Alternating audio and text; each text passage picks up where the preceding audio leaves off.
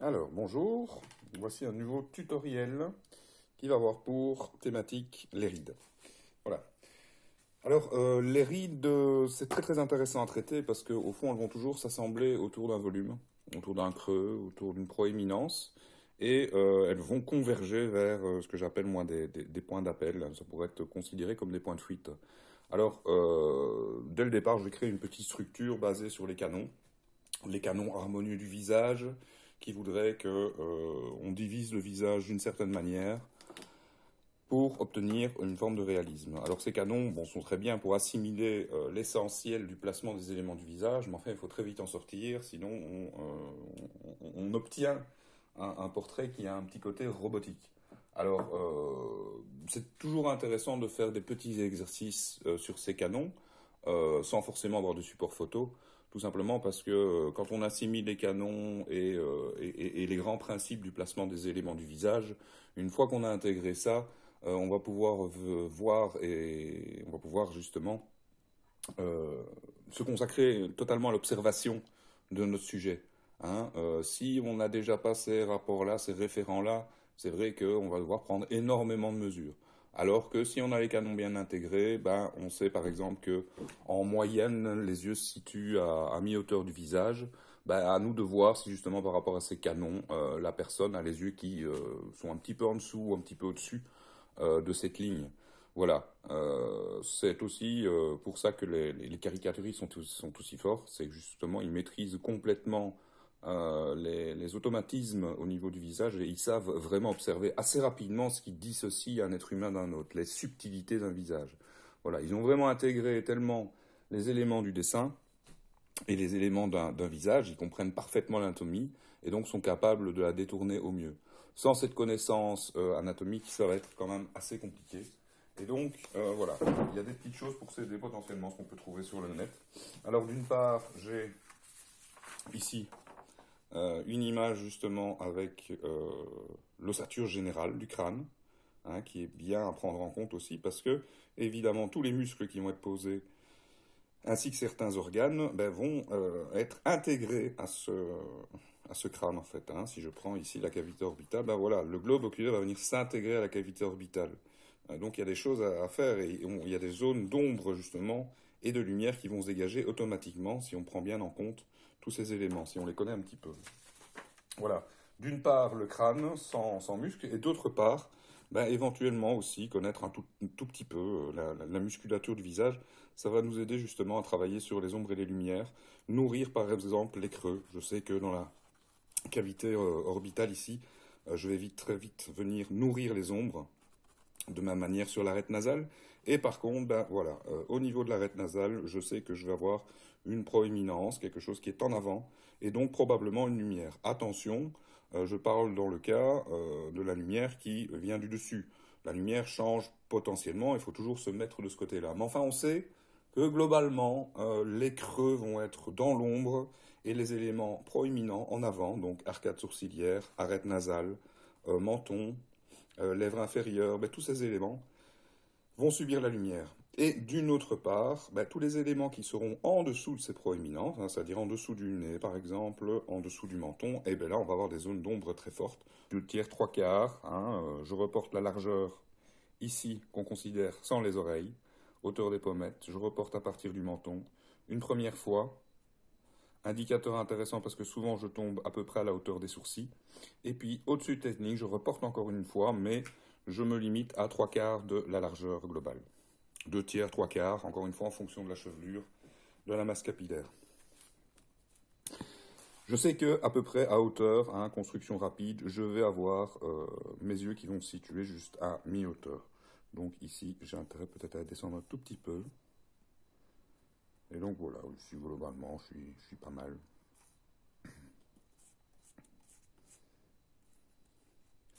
Je vais tailler des lignes de force pour la mâchoire. J'essaie qu'elle s'arrête plus ou moins au même endroit.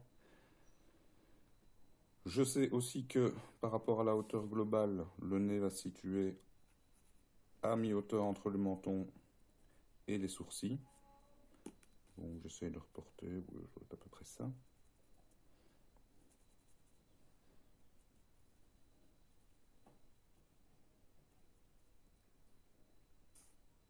et que le bas de la bouche, de la lèvre du bas, elle aussi va se situer à peu près à mi-hauteur entre le nez et le menton. Je calcule à partir de la lèvre du bas et non des commissures, tout simplement parce que si je place les commissures, il y a toujours une petite difficulté. Je risque peut-être d'allonger l'espace entre le nez et la bouche, ou de rabaisser la bouche vers le bas, ou d'écraser cet espace justement. Donc ça, je fais toujours attention. Et donc ici, au niveau des yeux, ce que je vais faire, c'est que je vais attaquer comme si je posais justement la cavité orbitale.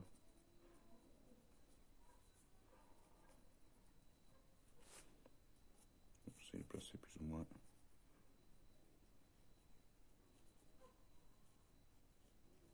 Et je viens créer directement dans cette cavité orbitale un arrondi. Alors cet arrondi, quand je fais un visage d'adulte moyen, je ne passe pas fondamentalement par cet arrondi, ou très très légèrement pour venir nourrir un peu les ombres. Ce que je sais ici, c'est que dans le cadre d'une personne assez âgée, d'une vieille personne, le globe oculaire va vraiment se renfoncer dans cette cavité orbitale et la paupière va venir recouvrir ce globe oculaire et se renfoncer. Hein. On va vraiment percevoir la paupière à un moment qui s'intègre bien derrière et qui fait ressortir de manière très forte cet arrondi du globe oculaire. Voilà, c'est un des éléments les plus intéressants parce que tout ce qui va se passer justement à partir de la paupière du dessus va avoir un impact sur toutes les rides qui sont sur le côté, qui redescendent soit au niveau de la pommette ou qui remontent aussi dans le front. Donc voilà, ces arrondis vont me servir aussi à poser les ombres pour dégager l'œil, le blanc de l'œil en fait. Hein. Voilà, voilà, bon, encore quelques...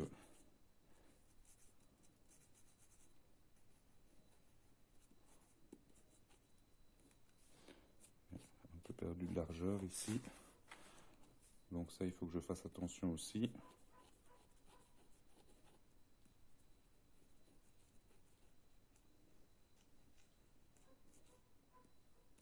Alors j'essaie de ne pas trop écraser le menton non plus.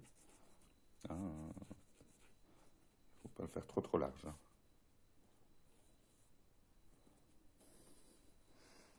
Alors ce que je vais faire, c'est que je vais commencer à doucement peaufiner aussi la forme de mon crâne. Hein. C'est pas un rond parfait. Il y a aussi des cassures. Alors après, il y a le placement évidemment des oreilles qui va me permettre de redescendre ensuite sur la ligne du cou. Enfin, voilà doucement ce dont je pars. Je vais aussi peut-être poser doucement, me fiant à ce qui se passe à peu près dans l'œil. Je vais poser doucement une petite commissure. Je sais que ma bouche va être dans cet espace-ci.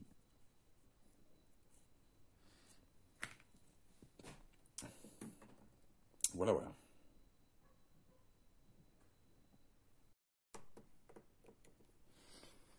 Voilà.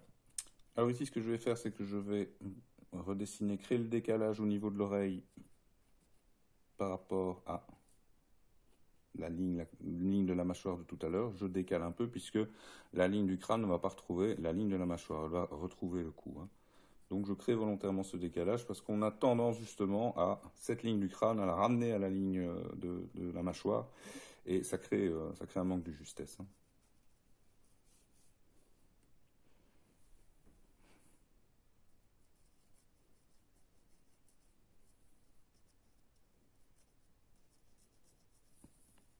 J'essaye d'avoir quelque chose de pas trop rigide.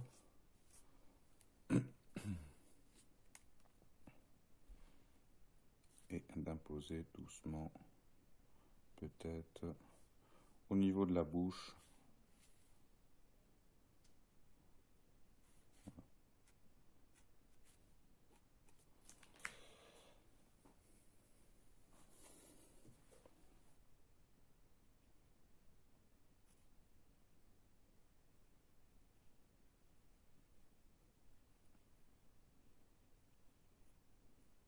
Alors en vieillissant aussi, les traits ont tendance, au niveau des lèvres, par exemple, à l'aile supérieure, à s'affiner très fort.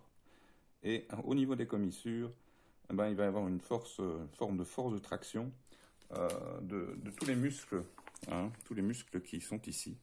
Hein. On va donc avoir une commissure qui va être descendante et qui va avoir tendance justement à venir récupérer tout ce qui se passe dans le menton avec des contrecassures. Hein, et remonter aussi, ces rides très marquées, par contre, remonter vers la narine. Donc voilà deux rides qui sont très très intéressantes parce que c'est de là que deux points très intéressants, hein, la commissure et le côté de la narine, parce que c'est de là que vont partir plein de rides. Il faut bien dire que ces endroits, hein, ces creux-là, un petit peu comme l'intérieur de l'œil, l'extérieur de l'œil, vont être des points de connexion pour un nombre assez important de rides qui vont venir converger, hein, dans le sens du volume, mais vont converger vers ce petit point d'attraction. On pourrait considérer donc que c'est une forme de point de fuite quelque part.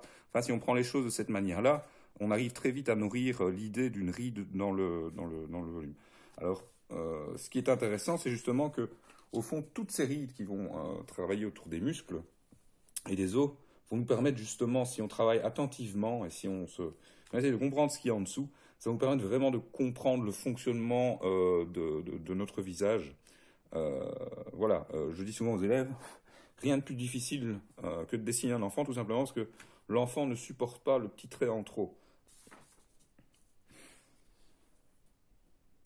Je sais aussi que ici en dessous, hein, c'est pareil, je vais avoir une tendance à avoir une ligne un peu morcelée, hein, qui est beaucoup plus cassée que chez un adulte, donc je peux lui donner un petit peu de caractère assez vite. Et je sais aussi potentiellement que les petites stries au niveau de la bouche peuvent être aussi très marquées et donner beaucoup de relief justement à cette lèvre. Donc c'est quelque chose que j'applique assez directement en faisant une ligne qui est simplement morcelée. Alors je vais venir un petit peu m'intéresser aux yeux quand même. Alors je disais que globalement, entre l'intérieur de l'œil et l'extérieur de l'œil, ben, la ligne, si on traçait une ligne entre les deux, elle aurait tendance à monter un petit peu. C'est-à-dire que l'intérieur de l'œil et l'extérieur de l'œil ne sont pas à la même hauteur. Chez une vieille personne, ça commence à changer doucement. On pourrait avoir ce phénomène de la même hauteur, justement, hein, entre l'intérieur et l'extérieur, voire parfois c'est un tout petit peu plus bas, où ça peut nous donner l'impression, parce qu'il y a énormément de convergence de rides à ce niveau-là, au-dessus, juste à la fin de notre paupière, pardon. Donc voilà, je vais calculer approximativement si je suis dans le bon, voilà, c'est à peu près ça. Hein. Donc ici, ce que je vais faire, c'est que je vais d'abord dessiner un œil, que je vais faire un peu plus fermé qu'un adulte moyen aussi. Hein.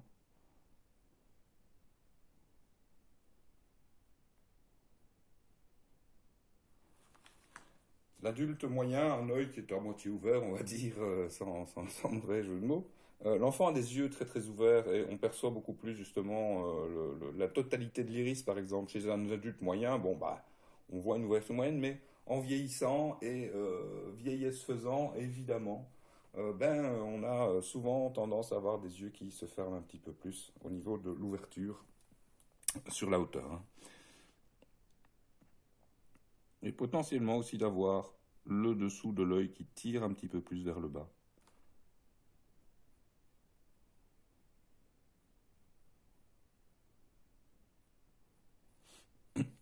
Et surtout, ce que je vais faire, c'est vraiment travailler, voilà, sur ce que j'avais posé dans le globe oculaire, c'est-à-dire cette idée de paupière qui rentre vraiment très fort. Et je vais commencer à marquer un petit peu plus le bas de l'œil aussi. Hein.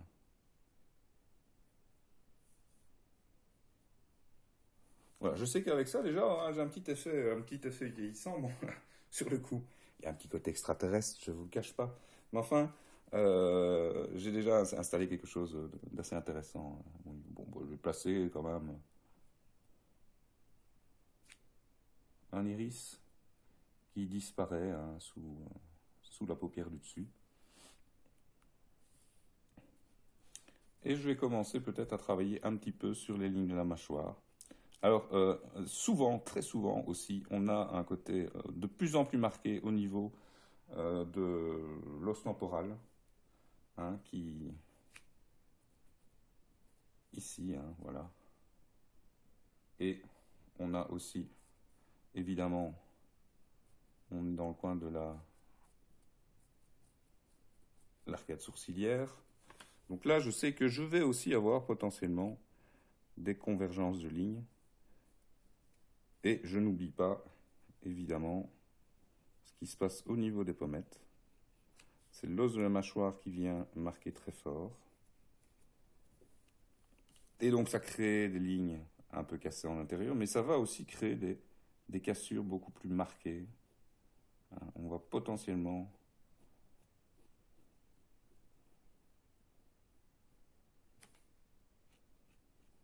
avoir des cassures. Les peaux commencent aussi à tomber sur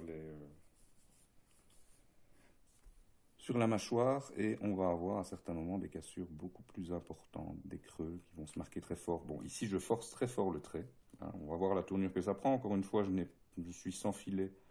Donc, bon, bah, on fait avec ce qu'on sait, mais il est probable que j'amplifie les choses.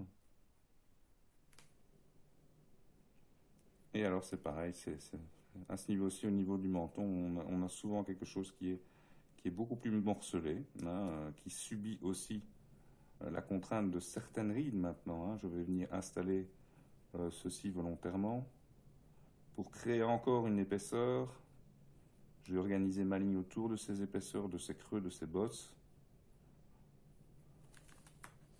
Voilà. Ben, là, j'ai déjà un côté d'un visage ayant subi beaucoup de contraintes. Quelque part, voilà, on sent un visage qui a vécu déjà, qui peut effrayer de par son caractère peut-être où on ressent trop l'ossature.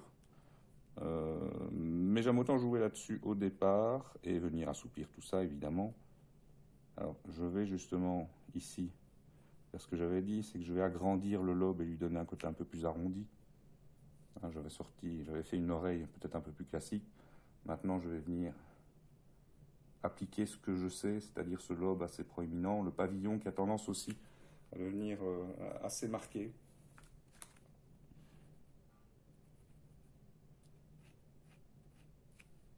Donc je fais toujours bien attention à ce que cette oreille soit inclinée. Une oreille, début d'oreille, fin d'oreille, ça ne fait pas une ligne verticale, il y a une inclinaison entre les deux. C'est aussi pour ça que je la dessine après, c'est pour éviter de, encore une fois, peut-être me faire bouffer par cette ligne de la mâchoire.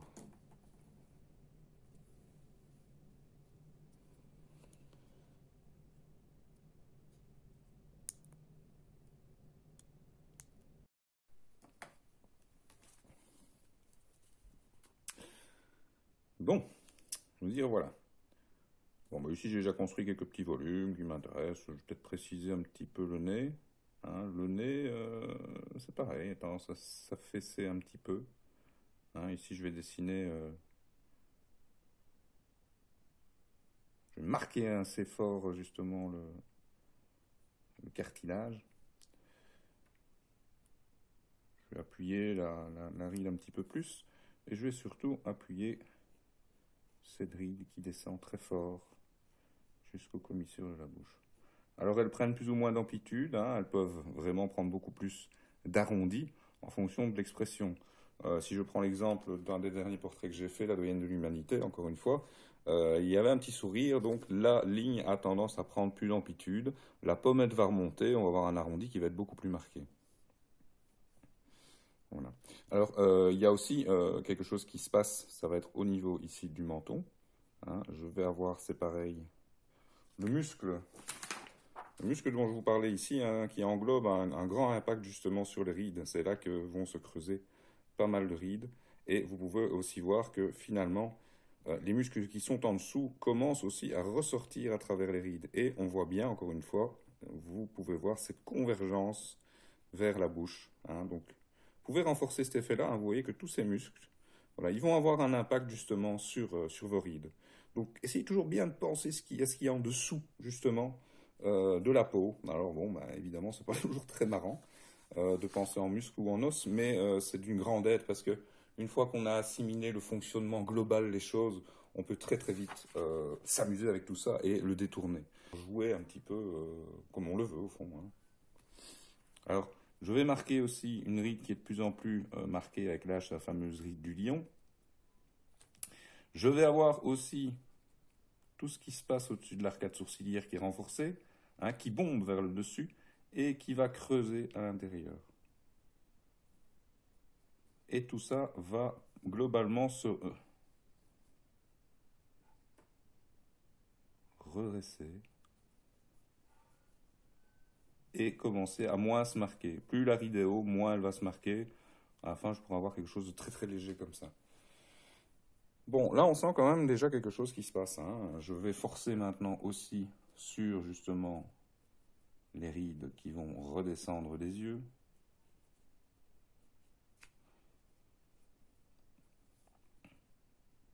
J'ai parfois un effet de double profondeur, hein, au niveau du globe oculaire, les peaux tirent vers le bas.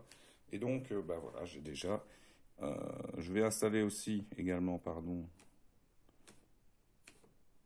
l'idée de quelques rides convergentes au niveau de la bouche. Elles sont assez raides, mais après je vais les assouplir avec l'aide des ombres et des lumières. Et je vais un petit peu jouer là-dessus aussi, renforcer encore une fois les cassures. Alors là, je constate quand même que j'ai déjà un œil qui a bien vieilli, hein. Je vais installer l'iris très légèrement, un petit graphisme léger, tout simplement parce que parfois chez les vieilles personnes aussi, j'ai un regard qui commence à être un peu vitreux, hein, l'œil vieillit. Il y a parfois une perte de vision aussi. Je n'ai plus le mot en mémoire. Enfin voilà, on a un œil où la pupille devient de moins en moins marquée et où globalement on a une valeur qui varie très peu. Hein, je vais peut-être installer doucement quelque chose en dessous. Je vais forcer. Je vais pas forcer, pardon. Alors bah ils ont toujours, on a toujours des cils aussi. Donc là je vais venir travailler la petite paupière du dessus, qui va aller rejoindre toute une somme de rides sur le côté.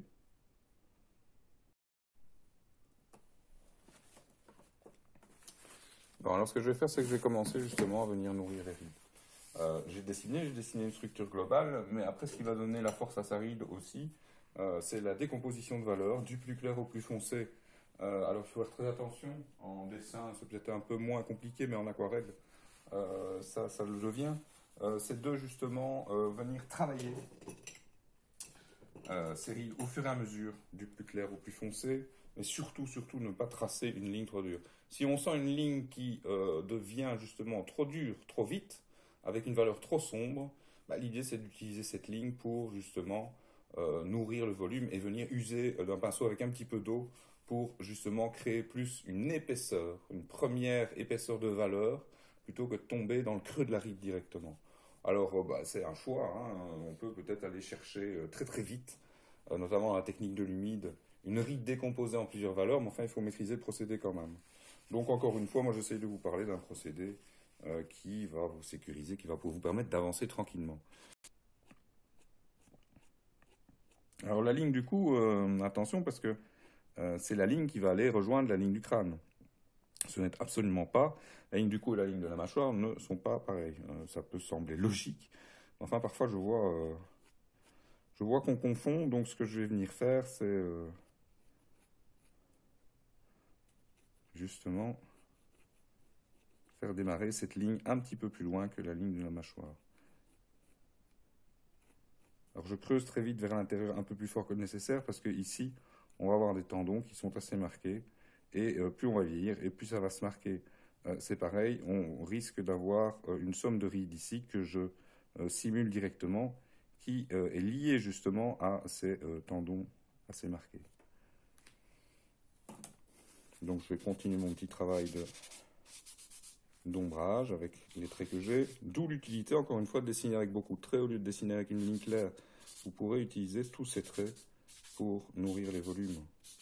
Et une ombre portée sur le cou, qui parfois vient justement se lier à l'ombre qui redescend des pommettes. Hein, on a tendance toujours à dessiner très fort cette ligne, ce que j'ai fait en l'occurrence ici, mais parfois c'est très subtil. Hein. On a une décomposition de valeur qui fait que la ligne de la mâchoire, on la perd. Dans ce cas-là, la chose qu'on a à faire, le spectateur peut lui-même recomposer, c'est utiliser cette ligne justement de démarrage de l'oreille et la fin du menton, hein, et créer un flou artistique entre les deux. Le spectateur lui va recomposer cette ligne. Hein. Il vaut mieux parfois jouer de cette technique, surtout si on ne perçoit pas bien cette ligne. Hein, encore une fois, ne pas dessiner ce qu'on ne voit pas. Technique, voilà, je repars à zéro. Il vaut mieux utiliser cette technique et flouter cette ligne que de vouloir absolument dessiner si on n'aperçoit pas et qu'elle ne soit pas juste parce que automatiquement, mais évidemment, on va casser la ressemblance. On parle encore d'un portrait ressemblant. Donc ici, bah, évidemment, les cavités orbitales, globe oculaire. Et j'utilise ces ombres pour le côté de l'arête nasale et un petit peu entre la narine et le cartilage du bout du nez. Un petit peu sur le côté ici aussi, mais je m'applique à laisser une zone de lumière, hein, ici, au niveau de la pommette, le fameux triangle de Rembrandt. Voilà, je commence déjà, voilà, on est tenté, hein, j'ai une petite estompe, je suis tenté de rentrer dans la ride au lieu de venir nourrir un petit peu plus ces ombres. Voilà, je sais aussi qu'en dessous de la bouche, je vais avoir une ombre un peu plus forte. Ici, je vais venir juste récupérer ce que j'ai sur le mouchoir comme matière. Je vais insister un peu au niveau des tempes pour dégager l'arcade sourcilière. Alors attention à cette... Bon, ici on pourrait considérer que c'est une vieille personne qui souffre d'une calvitie.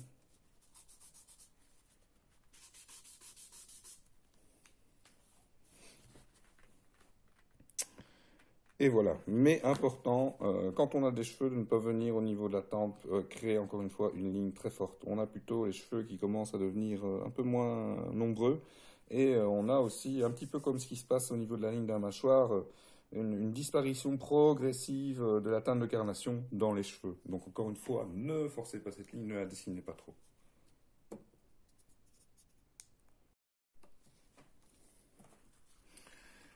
Alors, bah, je vais venir préciser doucement un petit peu tout ça. Je vais profiter déjà de mon estompe. Venir redessiner un petit peu certaines choses. J'essaye encore une fois. Et puis, assez épaisse, pas très précise. Pardon. Un tout petit peu plus facile.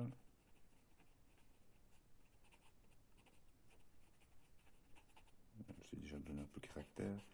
Je vais forcer ici et je vais jouer justement déjà cette ligne de la lèvre en dessous. Voilà. Elle est très morcelée chez les vieilles personnes. Là, je commence à insister sur ce que j'appelle les rides primaires, hein, les grandes lignes, un petit peu comme je parle des lignes de force pour créer une mâchoire.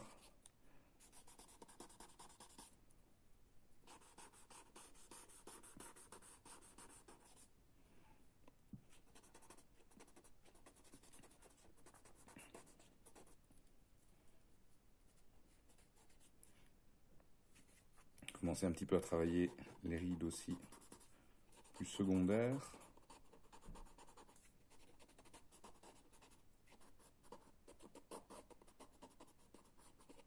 Alors, on a une petite boule, ils appellent visiblement le mentaliste, alors c'est en latin, et qui voilà, a tendance à s'écraser un petit peu et à créer des petites ridules ici à l'intérieur du menton. C'est une zone assez épaisse et assez molle au fond, hein, ceux qui, comme moi, se sont déjà cassés le menton savent que c'est une zone très sensible qui peut vite s'ouvrir. Alors voilà, je travaille les rides. Alors, il y en a qui vont remonter à la ride du nez, il y en a qui vont s'arrêter justement.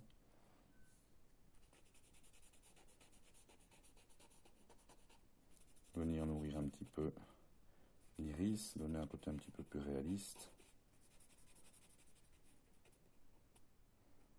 Voilà. Alors le blanc de l'œil, évidemment, comme l'œil est un peu plus fermé, ombre portée de la paupière, glande intérieure et extérieure, le blanc de l'œil, on va commencer à le perdre très fort. Hein. On le perçoit d'ailleurs de moins en moins. Alors vous voyez, je joue directement sur la convergence de ces lignes vers le point d'attraction, qui est la petite glande extérieure.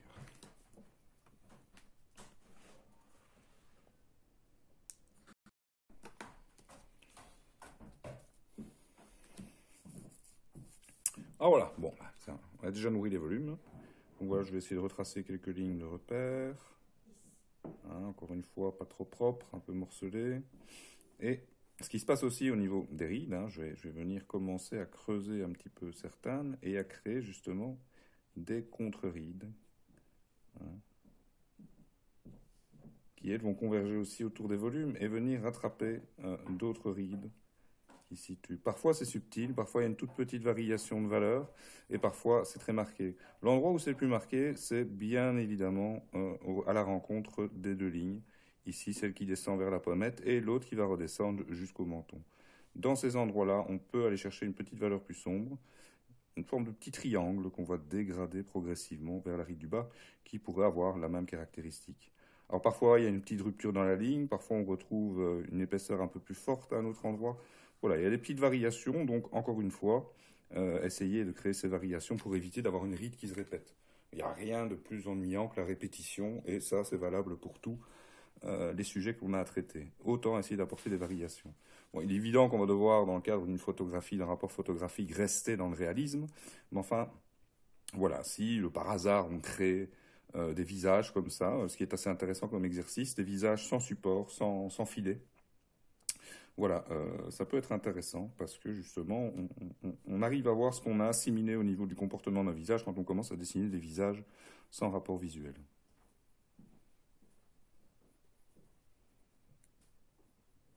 Je viens retrouver mes rides principales ici. Pas votre de bordel. Alors, il y a aussi ce qui se passe qui va se croiser. Hein. Ce qui va se passer, c'est parfois aussi des croisements de rides. Hein. Chez ma doyenne de l'humanité, c'était bien marqué, c'est-à-dire que les rides du front vont venir croiser les lignes qui sortent du bord des yeux, en fait. Hein. Et parfois, on a aussi ce qui se passe autour de la ride du lion, les deux rides qui viennent justement de l'arcade sourcilière, qui vont venir aussi croiser ces lignes. Alors, entre les lignes de rides du front, on a aussi parfois justement des petites lignes morcelées qui viennent créer justement des liaisons. C'est des petites variations d'épaisseur dans la ligne. Encore une fois, la ride, elle va progressivement se décomposer en plusieurs valeurs. Des creux très forts, des creux légers, des rencontres de rides où là, évidemment, on va avoir des creux beaucoup plus marqués qui vont se faire.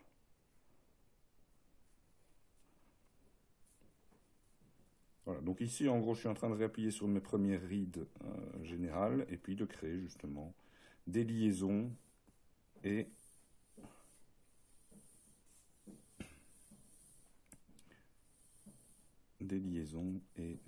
des contre-lignes et des contre. Alors, plus on vieillit, plus il peut se passer des petites choses. Hein. La peau se morcelle vraiment et on pourra avoir un peu comme un effet puzzle, mais qui est très subtil. Donc il faut vraiment, quand on travaille là-dessus, éviter de tomber dans la systématique. Voilà, travailler encore une fois d'après la convergence des lignes, au lieu de travailler dans le même sens. Ici, j'avais fait l'erreur, par exemple, toutes mes rides vont par là. Ici, j'ai eu la présence d'esprit que de les assembler dans le sens du volume. Comme j'expliquais au niveau des cils, ils prennent une dimension dans un sens. Face à nous, ils vont se frontaliser, se réduire, à effet de raccourci. Et puis, oh, voilà, ils repartent dans l'autre sens. Bah, au niveau de la ride, c'est un peu comme ça aussi. Il y a comme une convergence. Voilà.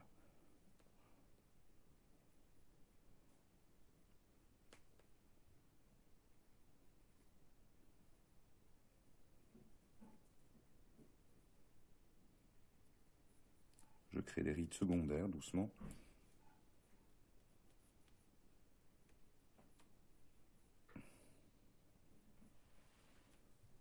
J'essaie de pas trop en faire parce que c'est tentant.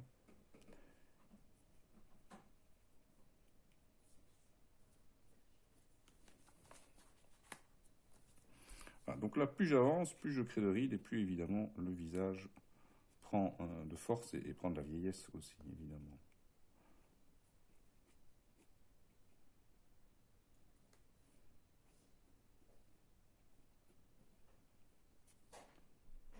Alors je renforce ici ce qui se passe autour du muscle de la bouche. Je viens créer quelques lignes d'appel aussi vers le centre du menton. Et c'est pareil, je vais avoir toujours une fragmentation au niveau du menton. Et il y a une convergence, encore comme si j'avais un petit point fluide quelque part. Et je surjoue là-dessus. Venir renforcer un petit peu ce qui se passe à l'intérieur de la bouche.